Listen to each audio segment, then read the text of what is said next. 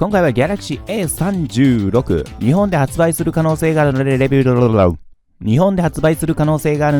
していきたいと思います。私はサムスンから案件提供貸し出し受けておらず、メーカー担当者とつながっていないので正直なレビューをしていきたいと思います。それではやっていきましょう。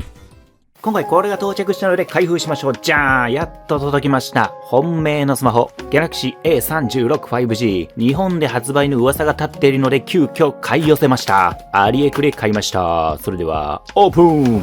Galaxy A36 8位が256を買いました。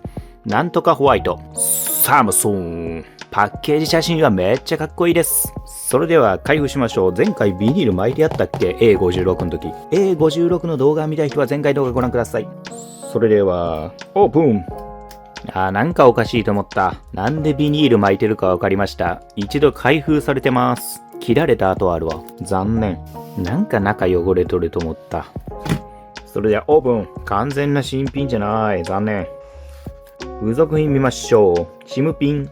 いつも通り、紙と Type-C to Type-C ケーブル。以上。それでは、オープン。本体かなりギラギラです。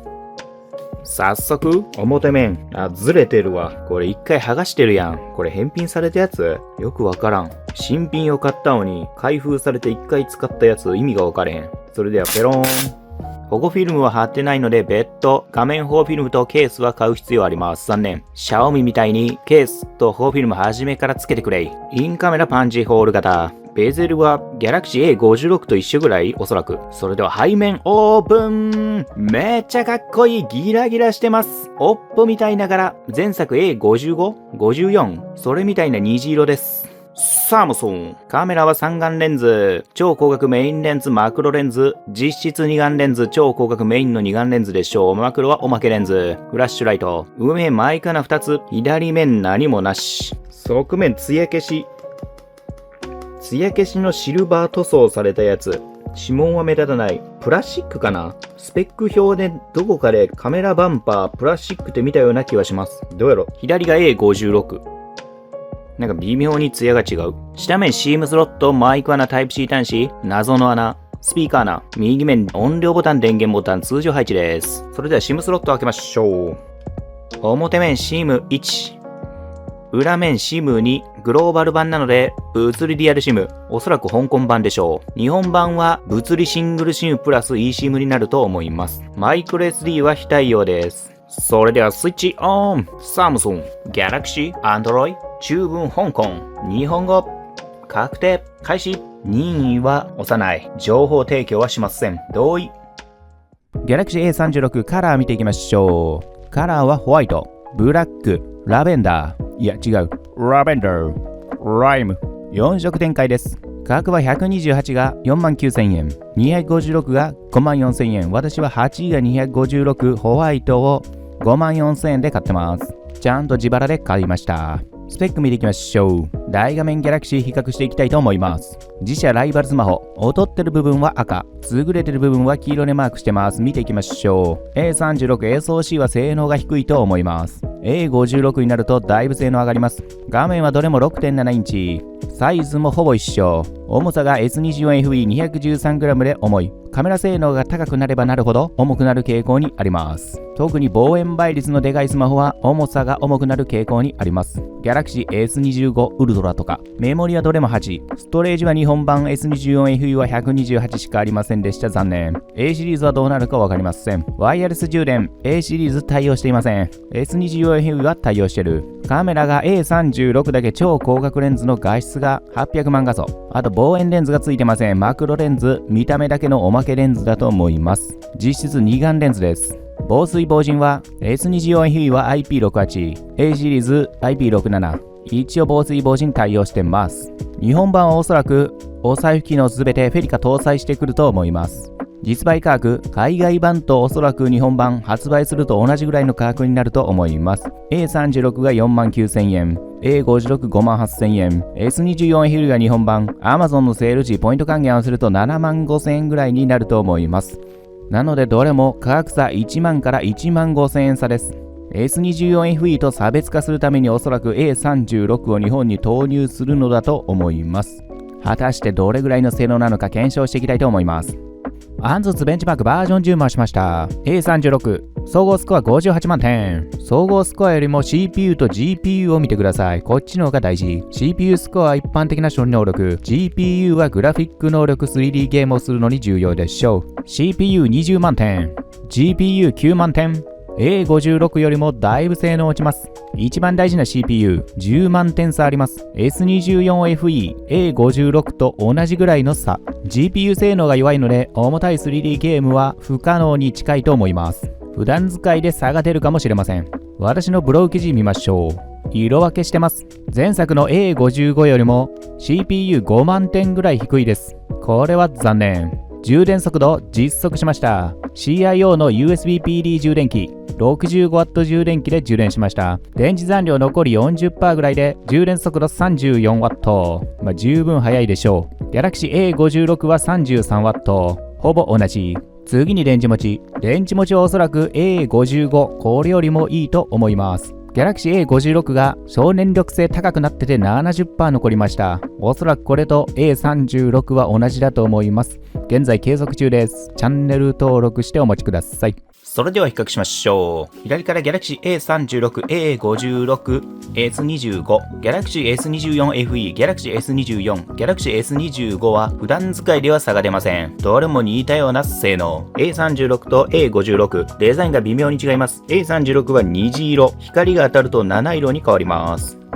A56 は普通の色。どっちとも指紋がベタベタつく素材。指紋が目立つ。白だから目立たないと思います。黒だとかなり目立つと思います。S25 はサラサラした素材。指紋が目立ちにくい。あとカメラバンパー。A36 は真っ黒です。ガラス。よくわからないけど黒くなってます。A56 のが高級感があります。金属調のカメラバンパーになってます。ブラッククロームシルバー。よくわからないけどそのような色。微妙に違います。カメラバンパー。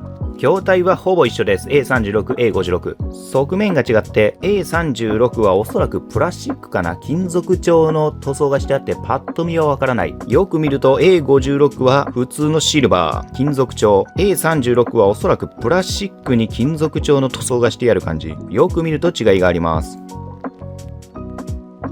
S25 は金属調。本体サイズはだいぶ違います。A36 と A56 は 6.7 インチ。大画面スマホですけど、S25 はコンパクト。おそらく S24FE も A56、A36 とほぼ同じ筐体だと思います。カメラ構成も S24FE は望遠レンズついてます。A36、A56 はおまけのマクロレンズがついてます。なので実質二眼レンズ。指紋の位置を見ましょう。S24FE も同じく Galaxy A シリーズと同じで指紋が下の方にあって押しにくいです。片手操作の時 S25 はちょうど親指が当たる位置。A36、A56 は下の方にあって押しにくいです。下にずらさないといけない。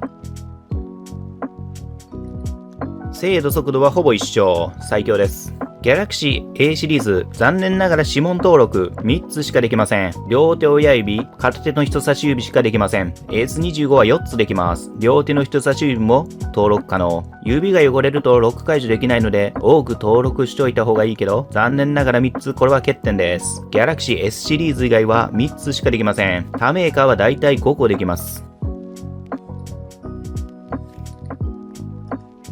表面見ましょう。ベゼルは S シリーズは極細ですけど、A シリーズベゼルがちょっと太い。上面と下面が太くて、さらに下面が特に太いです。S24FE も同じようなベゼルだったと思います。動作速度比較しましょう。Chrome 開きます。せーの。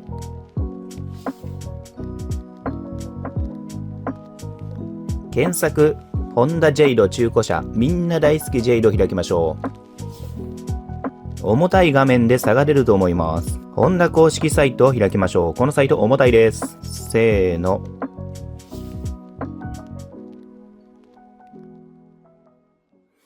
A56 はかなり性能高いので CPU 性能結構高い30万点。なので普段使いサクサク動くけど A36 はややスペック不足で重たいウェブブラウジングで若干もっさりする可能性あります。この台数55というところを見てください。この表示の速さが変わると思います。並べ替えします。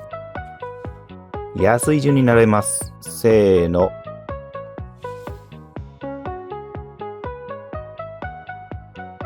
S25 と A56 は少し差が出てるけど、差はあまりないように感じます。A36 と A56 はだいぶ性能差出てて、ワンテンポ遅いと思います。ウェブブラウジングで差が出ます。スクロールの格付きとかはありません。CPU20 万点あるので A36 でもスクロールは問題ないでしょう。次にカメラ見ましょうか。カメラ写真。